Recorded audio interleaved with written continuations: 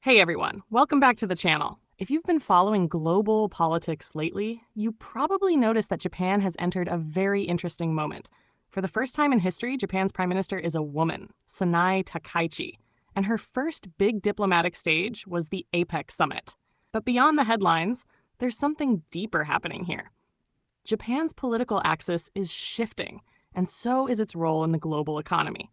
So today, let's break it down calmly and honestly.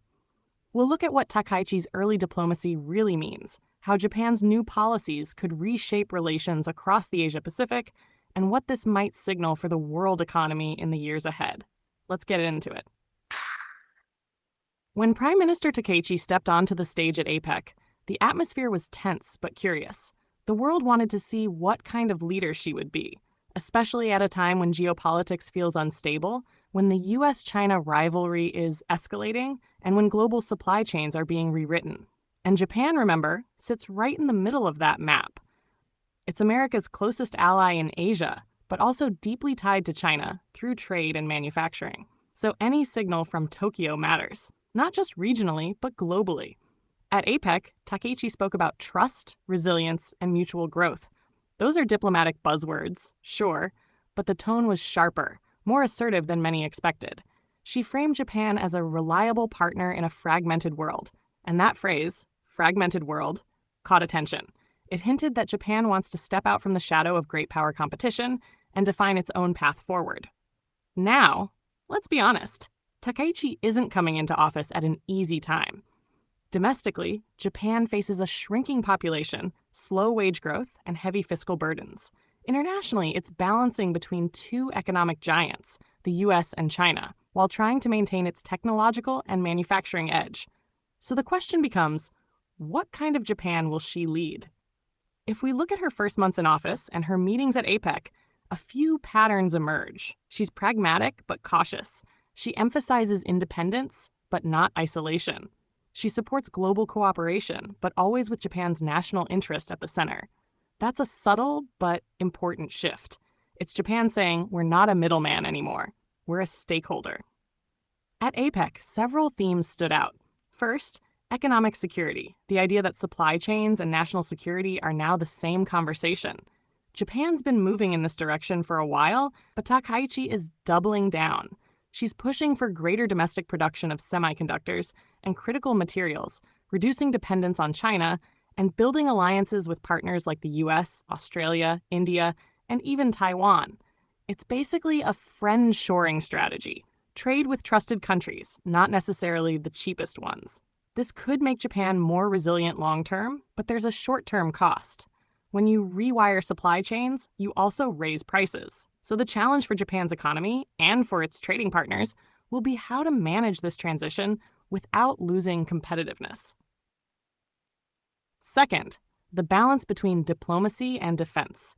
Takaichi reaffirmed the Japan-US alliance at every opportunity, but she did it with a tone of equality. Not as a junior partner, but as a nation taking more responsibility for its own security. That's not just symbolic. Japan is already increasing its defense budget, developing counterstrike capabilities, and cooperating more closely with Western militaries. But, and this is crucial, Takaichi presents it as proactive peace, not aggression. In other words, Japan's goal is deterrence, showing enough strength to prevent conflict, not provoke it. To many Western observers, this looks like Japan finally maturing into a full strategic player. To its neighbors, though, especially China and South Korea, it raises both curiosity and concern.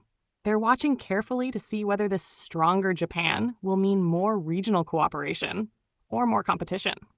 Third, values diplomacy.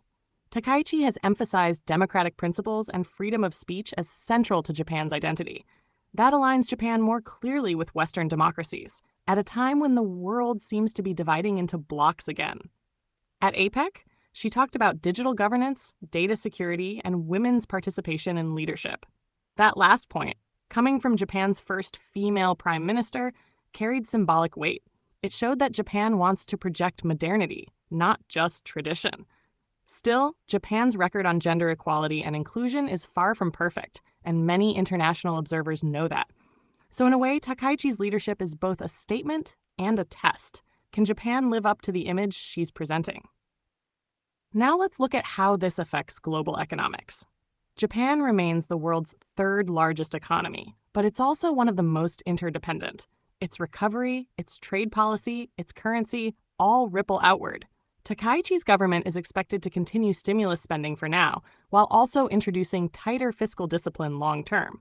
If she succeeds, Japan could become a model for post-industrial nations, aging, resource poor, but resilient through technology and alliances. If she fails, Japan could fall further behind in productivity, innovation, and regional influence. Either way, the outcome will shape Asia's economic architecture, from semiconductor alliances to trade routes across the Indo-Pacific. APEC itself was a telling stage for this. While some leaders used the summit to push national agendas, Takaichi positioned Japan as a bridge, connecting the Western-led economies and the emerging markets of Southeast Asia. That's smart diplomacy. She avoided direct confrontation with China, yet she clearly sided with democratic principles. You could sense it. Japan wants to become the trusted alternative, a country that smaller nations can rely on without fear of political strings attached.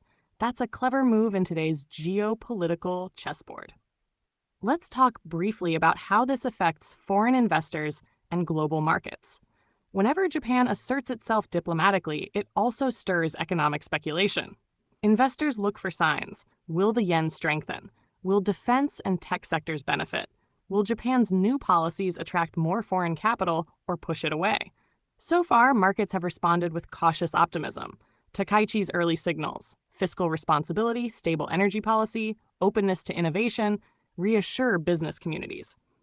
But if tensions with China escalate, or if energy prices rise due to global instability, Japan could find itself squeezed between strategic ambition and economic reality.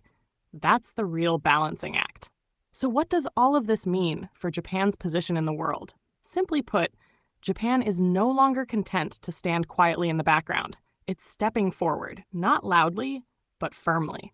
Takaichi's foreign policy is less about personality and more about positioning. She's trying to place Japan where it can't be ignored, a credible, capable democracy in a region defined by power competition. For Western audiences, that's reassuring. For Japan's neighbors, it's something to adapt to. And for the world economy, it's a reminder that Japan still matters, not as yesterday's giant, but as tomorrow's stabilizer. Now, is this transformation guaranteed to succeed? Not necessarily. Takaichi still faces huge domestic challenges: political resistance, bureaucratic inertia, demographic decline.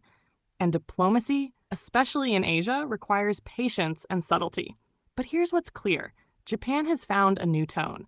It's more confident, more self-aware, and slightly more daring. It knows that neutrality is no longer an option. So, whether you're in Washington, Seoul, Beijing, or Brussels, Japan's next moves under Prime Minister Takaichi are worth watching closely, because they won't just define Japan's future, they'll influence the entire balance of power in the Asia-Pacific. Thanks for watching, everyone. If you enjoyed this deep dive, make sure to hit like and subscribe, and tell me in the comments, how do you see Japan's role evolving in the next decade? Will it become a bridge between East and West, or get pulled into the rivalries shaping our world today? I'll see you next time. Take care and stay curious.